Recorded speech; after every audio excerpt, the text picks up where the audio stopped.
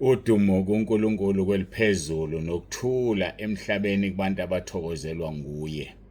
uJesu Kristu inkosi. Siyambonga uNkulunkulu wethu kakhulu, siyamdumisa bangcwele ukuba siphinde sihlangane namhlanje ekseni ngomsombuluko siphuma kwimpela sonto ebibhizi ngendlela emangalisayo. Siyazi ukuthi besinenkonzo zabasha. Sibonge kakhulu kwabasha ave beziphathe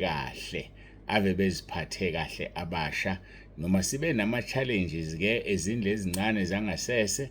Ngithole ngandlebenye nereport yokuthi iy'ngane zami amantombazana bethutha amanzi, avuka ebusuku ethutha amanzi. Siyambonga uNkulunkulu anibusise bantu abami, kuhle kakhulu enikwenzile, kuyancomeka, kuyabongeka. Zingane zami ngiyabonga.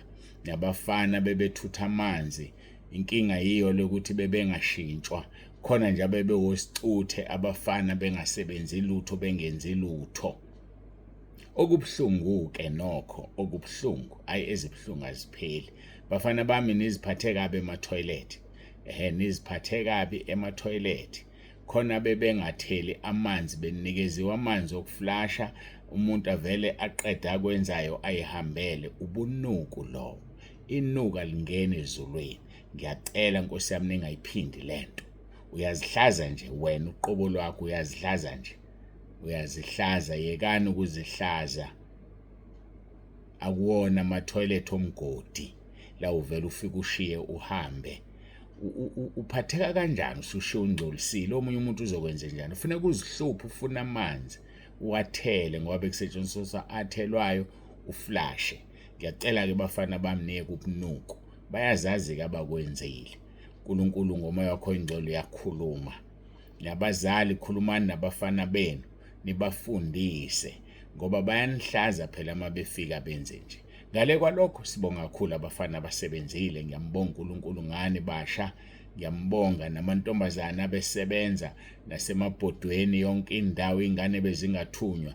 Khona okuthiwa nje azikazi zitholakale zihlezi, zehla zenyuka. Siyambonga uNkulunkulu kakhulu ngamawele. Angizowasho kayazazi amawele abekhona amantombazane, iy'nganyane ey'ncane. Zasebenza uNkulunkulu anibusise. Ayike nokho ngiyadlula nje, bengidlula. Ukhona usazonibonga ngendlela efanele.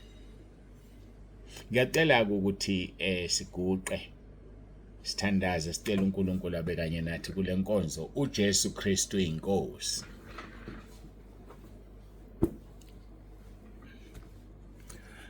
Babongcwele, babolungileyo, uNkulunkulu nomusa, siyazithoba phambi kobuso bakho. Siyabonga isikhathi osinikeza sona kuba sizithobe phambi kobuso bakho. Ngiyacela-ke uNkulunkulu wami nomusa ube kanye nathi kule nkonzo. Siqhubeke enkonzweni yangoLesine. Moya ongcwele, moya weqiniso zambule. Basize abantwana bakho bafunde ukuzidela, bafunde ukuthabatha isiphambano, bayilandele inkosi uJesu. uJesu Kristu inkosi. uJesu Kristu inkosi. Amen.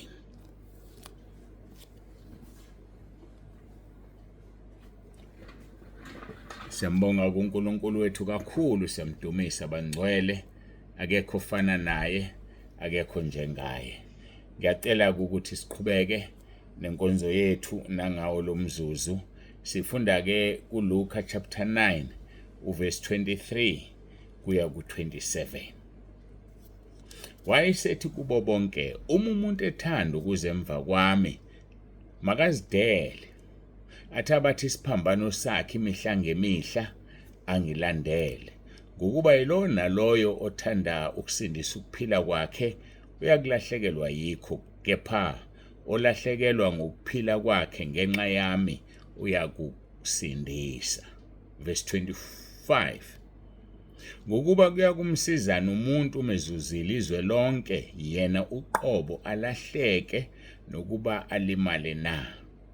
Ngokuba yilo naloyo nezinhloni ngami nangamazwi ami, ngaye lo indodana yomuntu yakuba nezinhloni lapho iza ngenkazimulo yayo nekayise nezingelosi ezingcwele.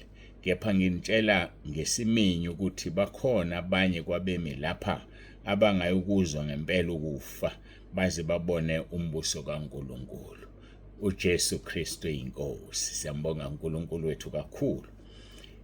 Siqhubeka ke nodaba lwethu. Saqala ke ngokukhuluma ngayinhloni, ngoba ngangikhuluma ngabantu abanamahloni ngaleli ivangeli abangafuni ukuletha abantu. Nakhombisa ukuthi aninawo amahloni nabaletha abantu. Nisabaletha, ngisasalelwa abantu abangaphezu ka-50 okufanele ngibafake. Ngenxa yokuxakeka namhlanje angikakafaki noyedwa. Uma ke nixolise kubantu enibalethile. Masiya ke lapha kuverse 23, uthi uJesu ke umuntu ethanda ukuze emva kwami makazidele. Sikhulumile kakhulu ngokuzidela. Besikade ke ngolesine sikhuluma ukuthi athabathe isiphambano sakhe imihla ngemihla angilandele. Elinye iphuzu ukulandela. Ngoba bakhona abantu abathabatha isiphambano kodwa bangamlandeli uJesu. Abathabatha isiphambano balandela uSathane. Thina kumele sithathe isiphambano silandele uJesu, kodwa ngakafiki ke lapho. Ngisakhuluma ngokuthi thabatha isiphambano sakho imihla ngemihla. Ukuthabatha isiphambano sakho ukubhekana nezinselelo zakho zosuku. Lithi izwi lenkosi kukho konke bongani ngokuba lokhu kuyintando kaNkulunkulu ngani. So noma ngabe yini ohlangana nayo yosuku, mbonga uNkulunkulu ngokuba kuyintando kaNkulunkulu okwenzakalayo. Ushonelwe, bonga. Uphatheke kahle, bonga. Incwadi yabaseThesalonika chapter 5 uverse 18 uthi kukho konke bongani ngokuba lokhu kuyintando kaNkulunkulu kuKristu Jesu ngani. So isiphambano sakho sosuku lwayizolo ngeke sifane nesiphambano sakho sosuku lwanamhlanje. Ingakho kufanele njalo uma uvuka uthabathe isiphambano sakho ubhekane nosuku lwakho. Inkosi uJesu sithembisile yathi akekho ozolingwa ngokungaphezulu kwamandla akhe, ngoba kanye nokulingwa ubeka indlela yokuphepha. So sithintile ngolesine ngathi indaba engayazi ukuthi iqiniso kangakanani, kodwa okukhulu sibuka imoral of the story. Sibuka ukuthi sifundane ukuthi kwakuneziphambano eziningi endlini, sibhalwa amagama kodwa kubelona lo yathatha esakhe. Wafika omunye wabona isiphambano eside sisikhulu, wathi ngeke ngisithathe mina lesi, wathatha somunye umuntu esinegama lomunye. Bathe sebehambe sibona sisincane yena sintshethe, kanti kuzofika emfuleni bese kuthiwa wonke umuntu athatha isiphambano sakhe ukuze awele asithintise ngale. Kwatholakala ukuthi kuthathe isifushane, kanti kube sasithathwe umnikazi waso sona esifushane sasiyoluleka, ngoba zaluleka ezinye zancipha, ezinye zanciphela ukuthi zilingane nomfula, bawela abantu. Wahluleka ukuwela lo ngoba uhamba ngamandla omunye umuntu. Wena uhamba ngamandla kabani?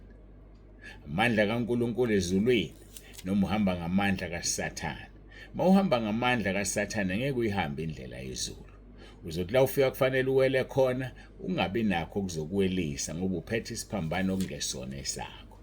Kodwa kumnikazi waso bese yomwelisa yena, ngoba kuthiwa zanda ezazimfushane zancipha ezazizinde zilinganiseleke ukuthi kuweleke.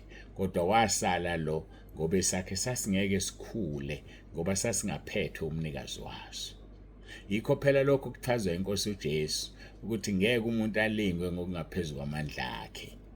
So ukuze ungalingwa ngokungaphezulu kwamandla akho, yenza okwakho, ngoba okwakho kuzokwenza ukuthi ungalingwa ngokungaphezulu kwamandla. Kanye nokulingwa uNkulunkulu uzobeka indlela yokuphepha.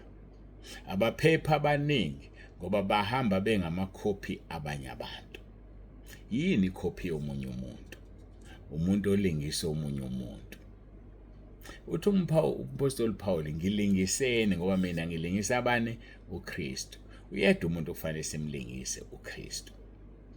Yebo ke singamlingisa umfundisi wethu, uNkulunkulu asinikeze yena. Akulona icala lokho ngoba umholi wethu, kodwa kakhulu silingisa uKristu. Mawulingisa nje omunye umuntu ongayena umholi wakho, ongayena ofanele ubukele kuye, uyikhophi yakhe phela. omunye azashumayele esise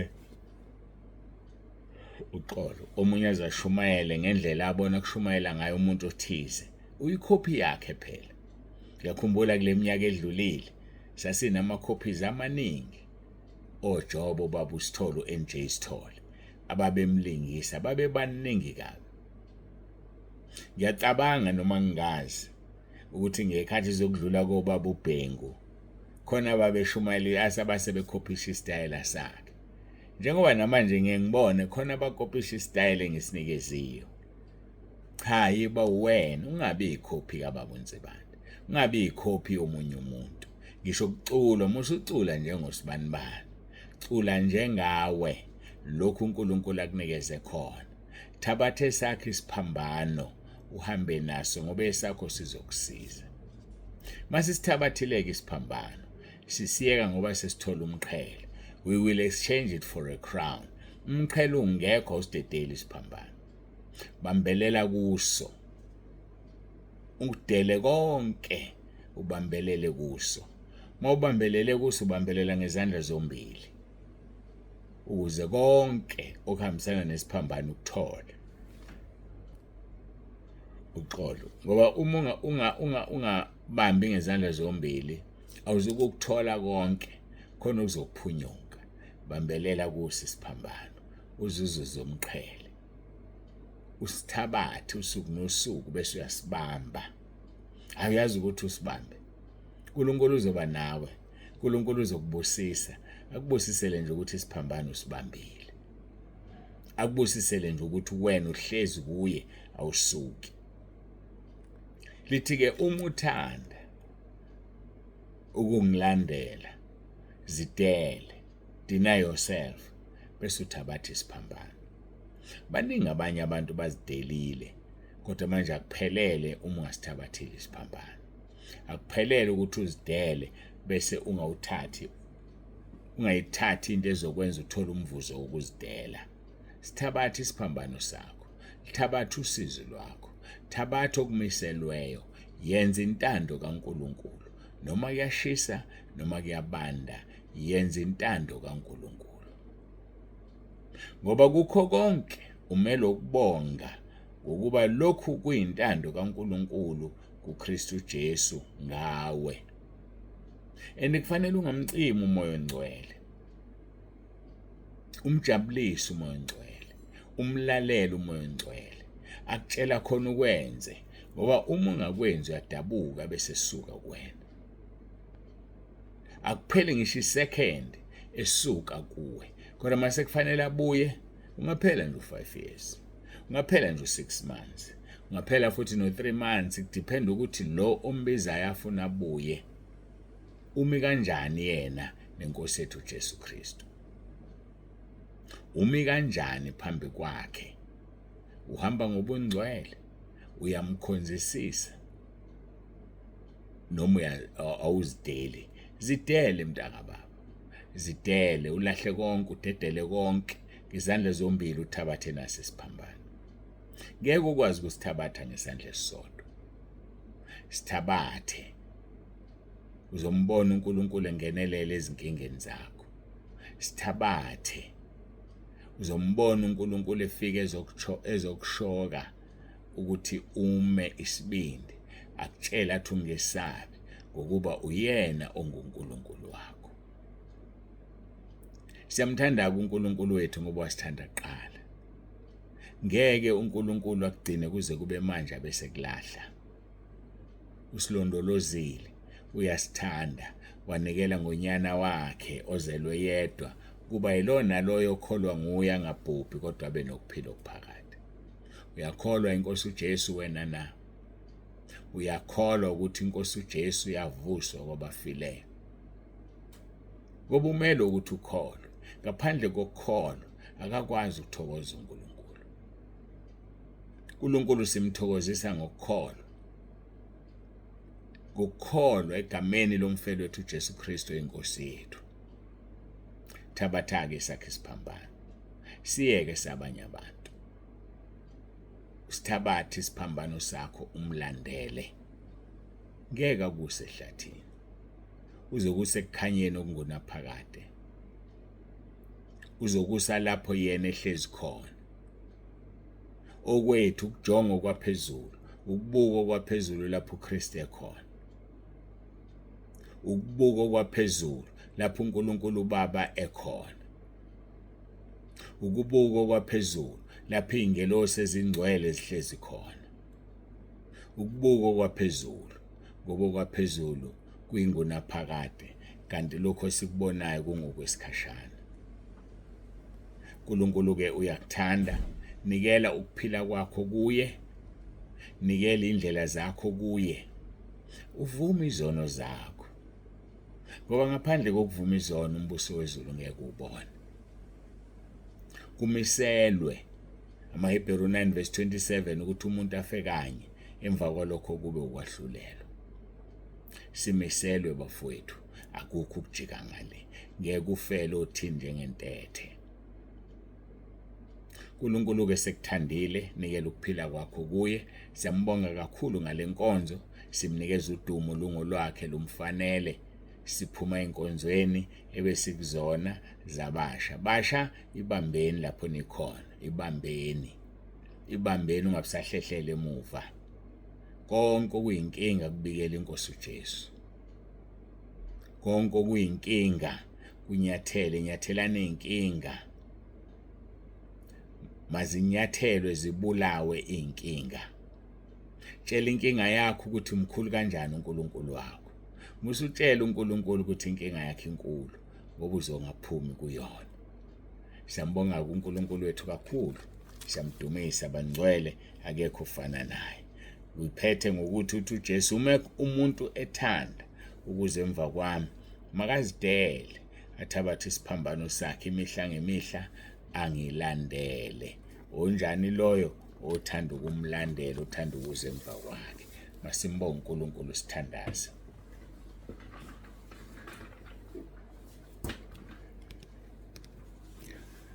Baba wethu ongcwele, uNkulunkulu wethu nomusa, siyakubonga kakhulu ngakho konke osenzele khona kuze kube manje. Nginikela ukuphila kwami kuwe. Ngiyakucela ke Nkosi ukuthi usebenze kube yilo naloyo alenza izwi aselizwile, sizingcwelise ukuba silungele ukuhlwithwa nebandla.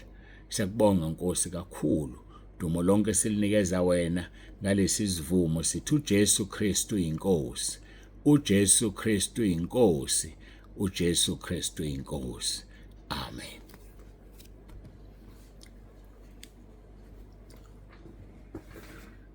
Sesifikile ke maphethelweni enkonzo. Siyavalelisa ubaba uNzibande. Siyanithanda emakhaya, siyanithanda endaweni zonke. Simbonga uNkulunkulu ngezingane zaseThongathi, bahambe kahle bafika kube ne-challenge enkulu ngabo. Kodwa siyambonga uNkulunkulu. uNkulunkulu abe nani nonke, anigcine, anilondoloze. uJesu Kristu inkosi. Baba uNzibande, uthube nosuku oluhle.